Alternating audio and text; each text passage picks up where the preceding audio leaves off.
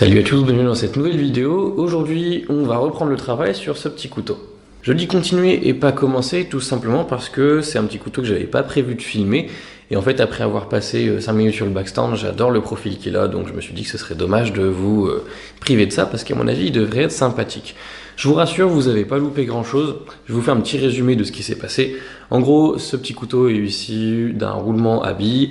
Il y a quelques temps, je suis allé chez un ami pour pouvoir étirer pas mal de barres d'acier de récupération et forger quelques profils. C'est ce que j'ai fait pour celui-ci. Et ensuite, j'ai tout simplement repris le travail sur le backstand pour terminer le profil. Et voilà où on en est. Donc là, il nous reste à percer des trous et ensuite faire les émoutures, éventuellement mettre un petit guillochage et ensuite on pourra passer à la trempe. Je vous propose de me suivre dans la réalisation, de me rattraper en cours de route.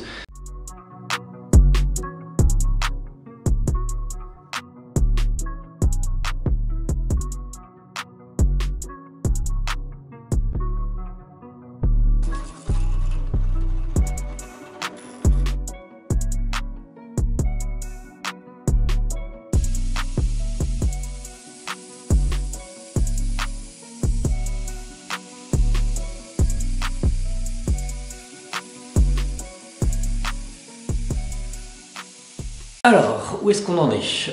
Alors, j'ai décidé de faire une émouture creuse là-dessus pour plusieurs raisons. La première, c'est que... Oh, bonjour toi. Bonjour le petit chien.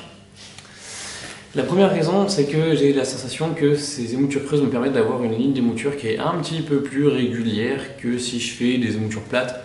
Je suis pas convaincu par ça, peut-être que c'est juste moi qui arrive à avoir des plats un peu plus réguliers à la forge, même si franchement sur ce côté c'est pas franchement flagrant. Deuxième raison, parce que j'adore cette grosse roue de contact, ça a rendu les émoutures creuses tellement plus faciles et agréables à faire que sur ma roue de 20 cm que j'ai envie d'en faire partout maintenant.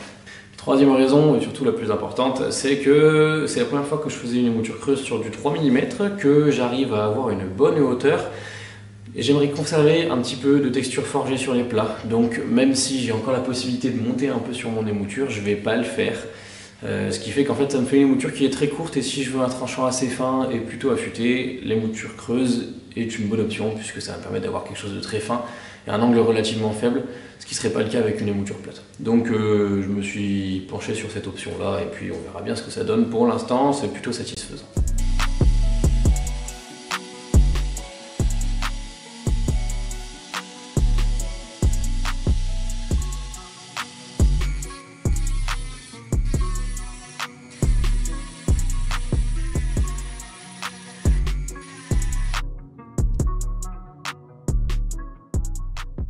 Voilà, notre petit couteau est prêt pour la trempe. J'ai longtemps hésité à faire un petit contre-tranchant ici, mais ces temps-ci, j'ai l'impression d'en faire surtout les couteaux des contre-tranchants. Il y a une époque où j'aimais pas du tout ça, parce que j'avais la sensation que ça fragilisait la pointe, mais bon, déjà, j'estime que quand on sait se servir d'un couteau, on sait qu'il faut pas faire levier avec la pointe, c'est pas un pied de biche. Et ensuite, bon, en pratique, j'ai jamais eu de retour de pointe cassée, donc j'ai l'impression que j'en fais de plus en plus. Ça ajoute un vrai côté racé au couteau que j'aime beaucoup, même raisonnement pour les pointes effilées ou les clip points que je faisais très peu et maintenant j'ai l'impression d'en faire de plus en plus. Donc j'aime beaucoup, ça me permet de développer un style qui est plus proche de ce à quoi j'aspire au moins pour la suite.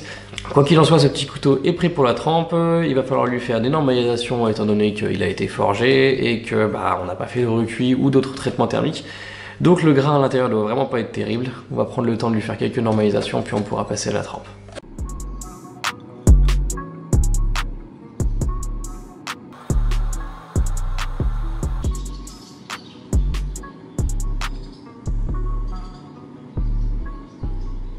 Notre petit couteau est revenu des traitements thermiques, il n'a pas tordu et il a bien durci, donc on va pouvoir passer à la finition des émoutures. On va faire une jolie finition satinée parce que ça s'y prête plutôt bien. Je ne sais pas encore ce qu'on va mettre pour le manche, on se penchera sur la question un petit peu plus tard.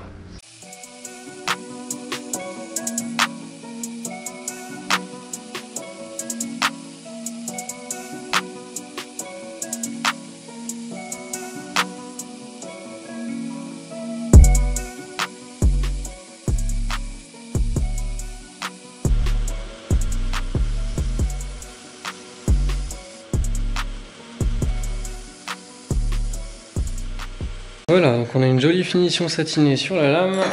On va utiliser ces plaquettes là, donc qui m'ont été offertes par David Grimaldi. Il s'agit de plaquettes en châtaignier avec un petit passage en résine. Ça devrait être sympathique, donc du coup on va utiliser ça.